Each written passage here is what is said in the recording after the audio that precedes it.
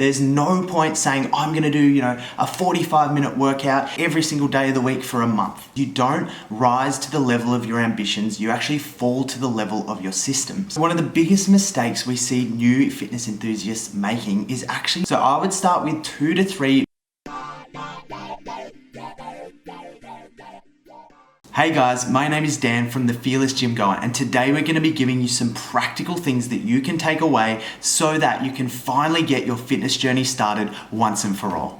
So one of the biggest mistakes we see new fitness enthusiasts making is actually trying to map out all these big goals and plans before they've even taken the first step and taken action. And to be honest, many trainers encourage this too. They want you to set out these huge goals and dreams before you've even done your first workout. Now, it's great to have big goals, but the reality is you don't rise to the level of your ambitions, you actually fall to the level of your systems. So instead of letting goal setting become a big barrier, we advise you to pick something called your consistent dose. You're going to pick something, it might be really small, that you know you can do repeatedly, consistently, over and over again without fail. Now, the problem is that many people, when they dive into their fitness journey to begin with, they actually make this way too big. Okay, now if you have not been exercising regularly for some time, there's no point saying, I'm gonna do, a 45-minute workout.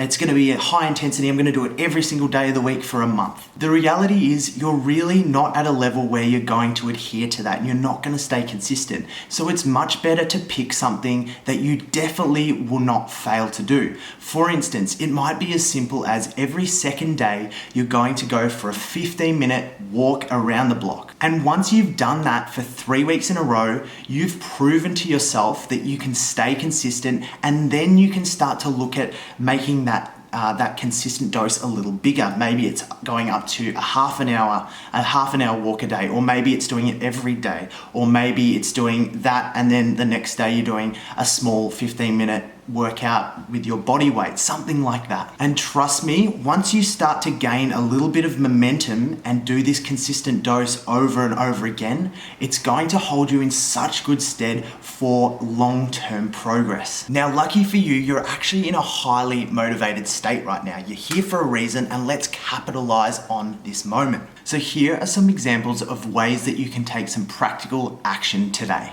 So if your goal is running or walking related, you're gonna go to your closet right now, get your running shoes out, get your workout gear ready, and put it right beside your bed. That way, when you wake up tomorrow morning, you've actually removed one of the barriers, which is actually getting your stuff ready, and you're more likely to start going for that run. Get out your phone or calendar and write in an appointment with yourself and say something like fitness journey action. You might even like to take that a step further and actually set an alarm for yourself so that when you wake up in the morning again, you've actually got something to keep you accountable. Even better if you're putting that alarm in a different room so that you don't just snooze it and go back to sleep. Go to your pantry, grab out any of those cheap foods that you're storing away and put them somewhere that's hard to find, somewhere when it's a weak moment tomorrow and you're feeling like you've got a bit of a craving, you're actually got some more barriers in place that are going to stop you from making that poor choice. Because inevitably it's going to get tough when your willpower starts to cease over time. So putting these things in place now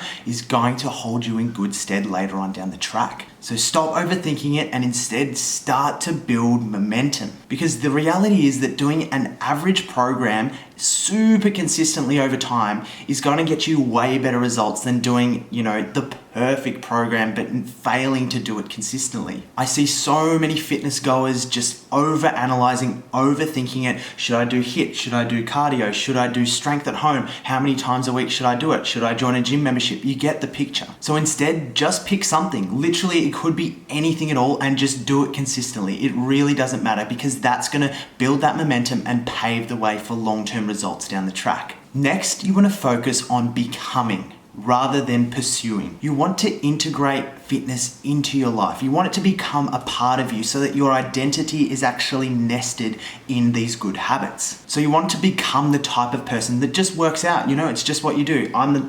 You tell yourself things like, I'm strong, I'm fit, I'm the type of person who works out. I'm the type of person, I don't get tempted by that. I don't do that kind of thing because I'm someone who looks after myself. I'm healthy, I'm well, and I'm a fit person. Change your fitness identity and start saying positive affirmations about yourself rather than just being like, oh my gosh, I'm never gonna get there. I'm never gonna become a fit person. So next, you need to remember that the pursuit of strength is the cornerstone for all other types of fitness. When you get stronger, every other aspect of fitness gets better. For instance, your posture improves, your muscles and bones get stronger, you start looking better and you start losing more fat. It will also help you with your cardiovascular fitness as well. So you can see how strength and getting stronger, the pursuit of strength, can actually help you in other areas of fitness. Starting with a strength program and nesting other things around that program over time is actually the best way to go about starting your fitness journey. So you might be thinking to yourself, Dan, this is all great advice, but